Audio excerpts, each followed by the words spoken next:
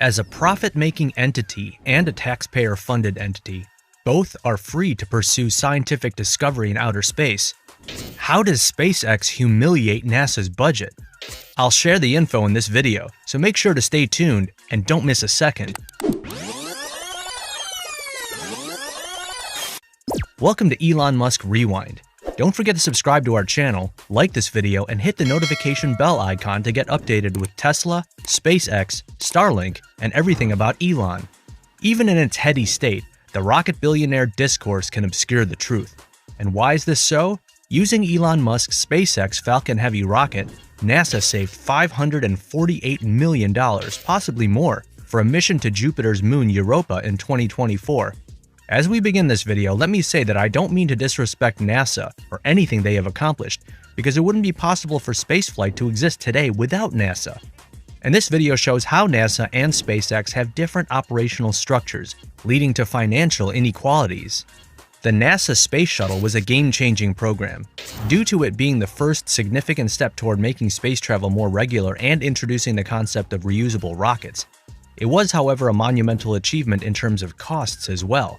While NASA's Space Shuttle aimed to make space travel less expensive, this failed to materialize, with the shuttle's total cost coming to $209 billion, or $1.6 billion per flight. As a point of comparison, the cost of launching SpaceX Crew Dragon is $209 million. In other words, NASA would have been able to launch 1,000 Crew Dragons instead of 134 shuttle flights with $209 billion. Imagine how much of a difference that was. Additionally, SpaceX expects their rocket Starship to ultimately have a pre-launch cost of no more than $2 million. Therefore, why is it so expensive for NASA, but SpaceX's solutions are so much cheaper? Consider this: the biggest mistake the Space Shuttle program made was that it was overambitious. And why is this so? As opposed to improving the Apollo design and cutting costs, NASA decided to build a brand new craft from the ground up. It's because the Space Shuttle wasn't just a new design. NASA stuffed as much technology into it as possible, making it one of the most sophisticated rocket designs in history. This resulted in a couple of pretty hefty construction costs, but more importantly, it made maintenance and repairs impossible. An incremental upgrade would have been a better choice if simpler designs had been suggested during the idea development phase, as it would have drastically reduced the number of unexpected problems. Moreover, this Space Shuttle program took way too long to run originally in 1972. James Fletcher, then president of NASA, proposed to Congress in 1961 a shuttle development price of $5.15 billion and a launch price of $10.5 million. It turned out NASA put the development costs pretty close to the mark.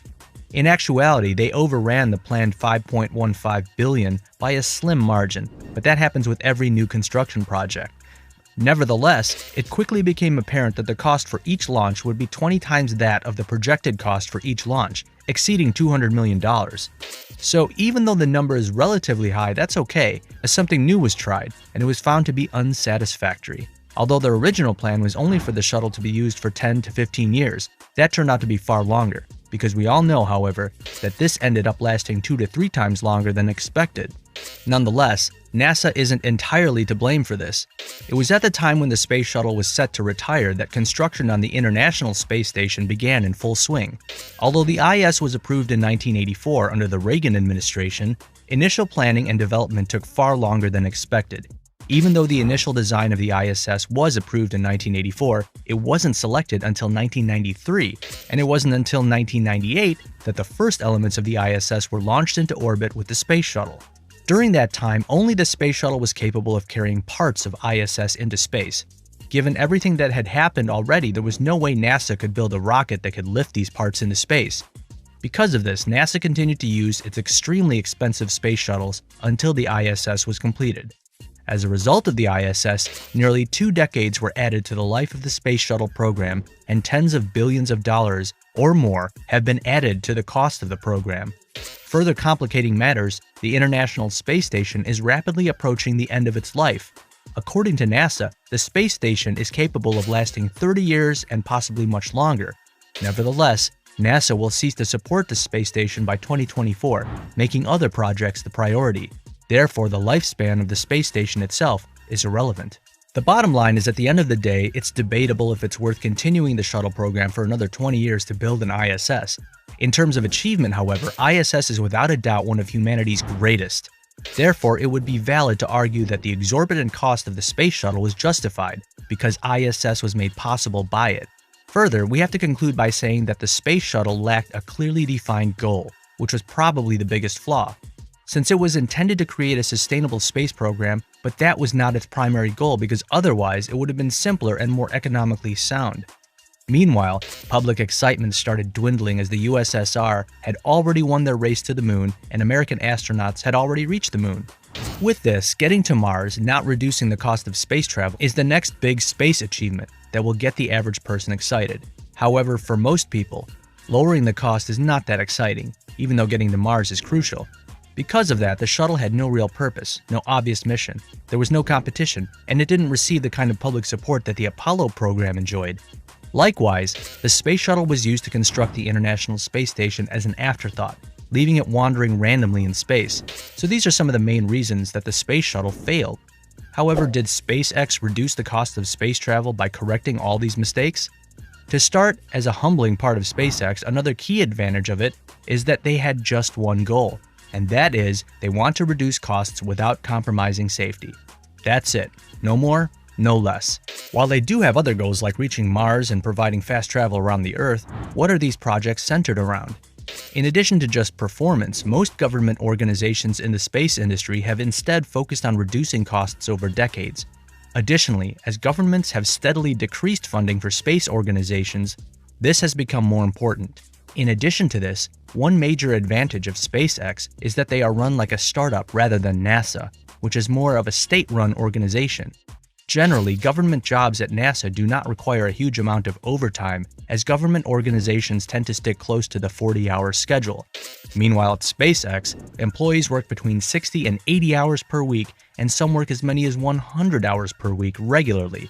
So that 40-hour-a-week schedule is ideal for employees and should be the norm for all organizations. As a matter of fact, during important launches and recoveries, these timeframes even exceed 100 hours. Further, shifts throughout the nights and weekends are also quite common. Another thing is that it's completely voluntary on the part of the engineers and manufacturing workers. While every one of them is likely to find a lesser demanding and higher paying job elsewhere, they are committed to SpaceX's mission and are okay with putting in that number of hours each week. It's hard to say whether this is healthy or safe for the employee from a psychological or mental standpoint. However, there's no question that it significantly reduces costs since employees have nearly twice the productivity of the average NASA employee. Moreover, SpaceX has one final competitive advantage over NASA, which is the fact that they compete with each other. And because SpaceX is privately owned, the government doesn't give them a predetermined amount of money each year. Due to this, SpaceX competes directly with big businesses like Boeing and NASA to win NASA contracts and remain credible to investors. As a team, SpaceX is always under pressure, so it's no wonder that they are doing all they can to reduce the cost of space travel. While no doubt having tangible competition increases the pressure to succeed and continue improving despite people saying that the only person you should aim to beat is yourself. Today, SpaceX follows the same model as NASA did in the 1960s. However, the main reason the space shuttle program cost so much is that it was overly ambitious, ran too long, and had little competition or goal. Furthermore, the development of SpaceX's good economy is primarily a result of its clear vision and startup culture, as well as its fierce competition. But ultimately, both of these organizations have played important roles in exploring space and colonizing it. Therefore, it's great that they have both been able to become allies and form a partnership that allows them to both continually learn from one another moving forward.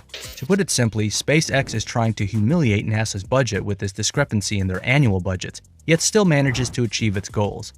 Could this also be one of the reasons why NASA chose SpaceX for its Artemis program? And thank you for watching. If you would like to receive updates about him, make sure you click the subscribe and bell icon.